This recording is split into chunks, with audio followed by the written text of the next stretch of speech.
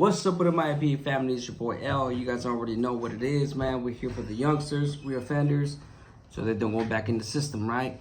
And as you could tell by the good old caption, the thumbnail, that uña. Oh man, fishing, and ad seg. You know, so I'm gonna take you right back and part of the last video. I was in Centinela State Prison, the 270, the level 4. And C6, which is ad seg, the main ad seg. It was an A5, the overflow by any means.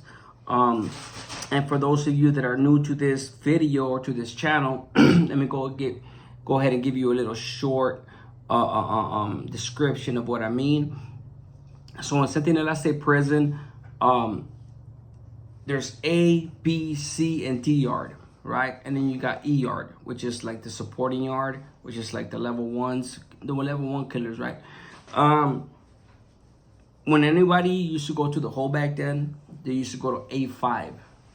And A5 was an overflow ad seg, administrative segregation. So you used to go to A5 and just like anybody else used to, right?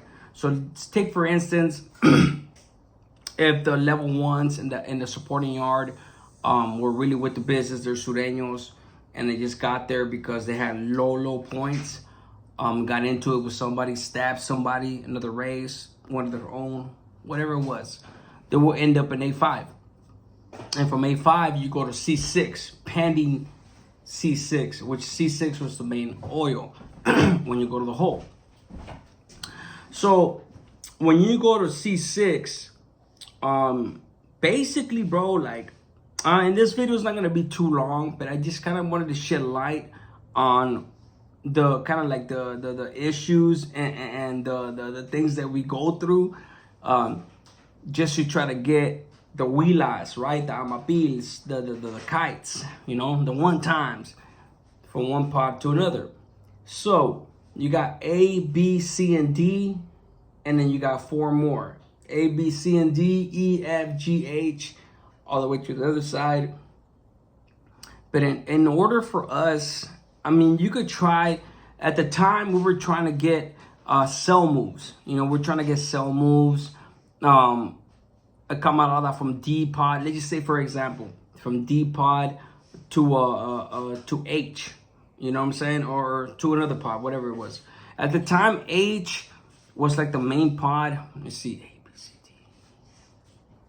G and H were the 2 pods where they had all the validated associates of the Mexican mafia at the time.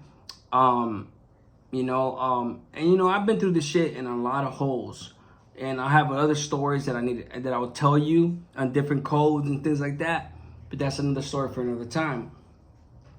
So let's just say you want to get a kite from D to H, right? Or D across the way.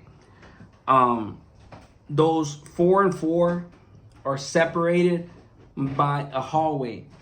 And in that hallway, there's the COs, the counselors, the offices, the property room all the way into the front. And the only chance we would have to get our kites, you know, kites meaning like amapis, like I said one times, important shit, or even clavo, right? Clavo meaning drugs, anything important, right? And we were trying to get let's just say that some clavo came from the yard, right, to the back, and whoever was designated to, meaning whoever was going to, was not in D, they were in H or something like that. We have to get that to them eventually. Sometimes it takes days, sometimes it takes weeks. It really just depends. Now, when I was in D pod, I was in the first cell on the hallway. So our responsibility was to get all the one times, all the fucking hot shit that we used to collect it all the time, you know, for the day, for the week, whatever, we used to collect it. And our cell was the one that used to have to fish it from D pod to the next spot. You know what I'm saying? to E or F.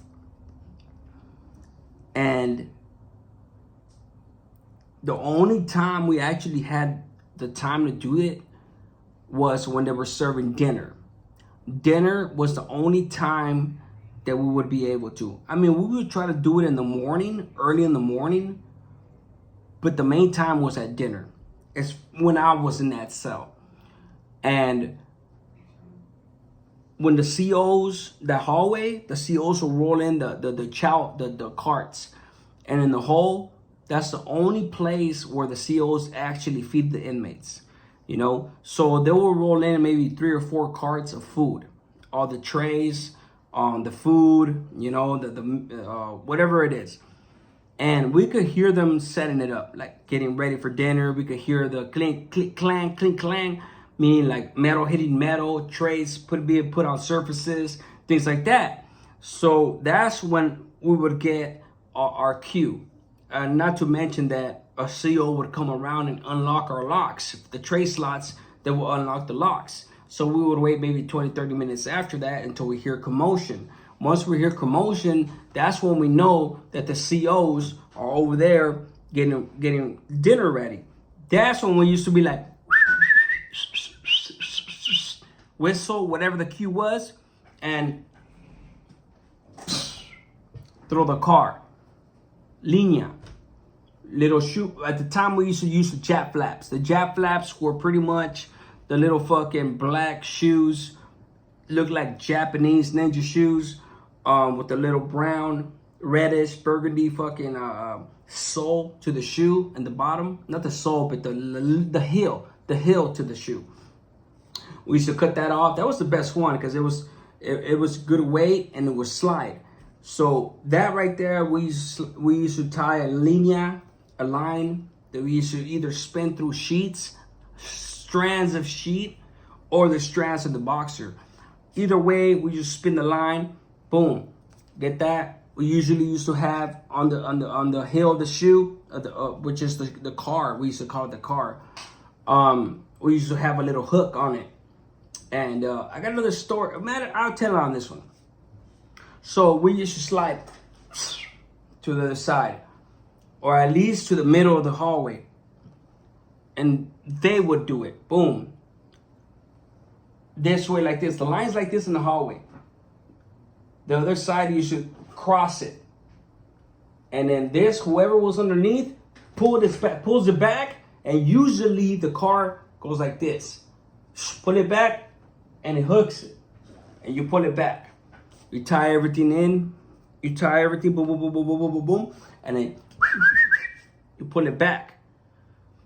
The risk that we were taking when we were doing this shit was cat and mouse. Because COs know what the fuck we're doing. Some of them didn't give a fuck, but some of them did. And you gotta understand that these COs are in the same hallway. Thank God I was in the last pod at D pod at the time, and they're in the front. But if one of them were to turn around or even care, they could just look at it like, you know what I'm saying? Like, look at it and be like, oh, hell no, boom, boom, boom, boom, boom, boom, boom. And they could easily intercept drugs, kites, hot kites, important kites, things like that. And that's the type of shit that we used to go through. There was this one time, this is what I was going to tell you as well. There was this older CO, right? At the time, they used to do rounds. They'll go around the hall because they got to do welfare checks, meaning making sure of our welfare, making sure we're alive, we're healthy, things like that. And we would try not to be on blast, meaning like we try to not have the cops see us fishing. But for the most part, obviously, they knew we were fishing and they didn't give a fuck. There was times where COs used to come around and kick the car into our cell to help us get to where we were going. That's just what it is. You know what I'm saying? The ones that didn't give a fuck. And down in Centinela, man, there was a lot of, quote unquote, respectfully, paisa cops, paisitas. And they were with the business with us, man. They didn't trip on us, man. They were giving us a hard time. But there was this older one. There's a paisa cop. He spoke more Spanish than English. And every time, man, he would come around, and I literally used to be like, hey, can you kick that into my cell? Boom, kick the line into the cell. Because we just got our line taken by the cops when they searched our cell. He would kick it in, boom, he was cool. So one time, right, we slid the line. We were fishing like any other day. This dude used to actually help us. Why? Because there were some cops in the hallway. They used to put the carts. I'm talking about metal carts. They used to push around books in the crates, the trays. Cops used to actually put that shit in between the door where we used to fish. Why? So that our line could get caught in the wheel of the cart.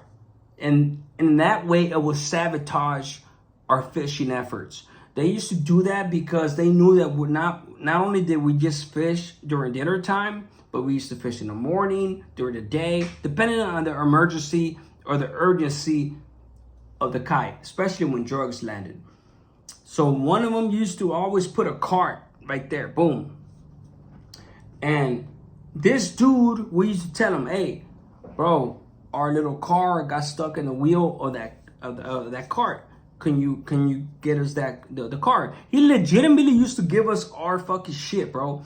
Nah, he wasn't corrupt to the point where he used to give us drugs or anything like that. But he was cool with it. You know, he's a paisa, bro. He was a raza dude.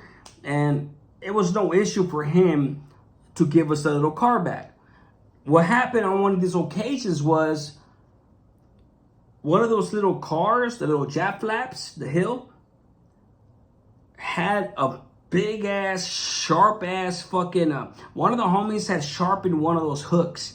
So sharp, he went to get it. He did us the favor. He went to go get it. When he grabbed it, he fucking sliced his whole finger. When he grabbed it, he didn't know that there was a sharp ass fucking little hook. So when he grabbed it, it went through his finger down here. And he slid it by and he was bleeding. After that, he was pissed. Thank God he didn't really trip on us. It could have been assault with a cop, whatever. My cell was the one that he knew was the one that used to go across the way.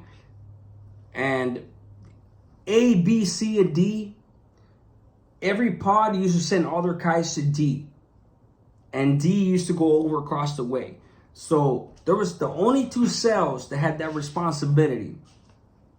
But he actually had his finger. He actually took 2 or 3 days off of work. Actually, probably longer than that. Because I don't remember seeing him after that, you know. But thank God he didn't tell on us. Thank God he didn't tell on us. But yeah, man, that's the issues that we had to face. You know, just to try to get from point A to point B, you know, in the hole. Don't even get me started in the shoot. These stories are coming, guys. I haven't told a lot of stories. This is a brand new story. I've never told this story on my channel. I have so much fucking gems in the mind.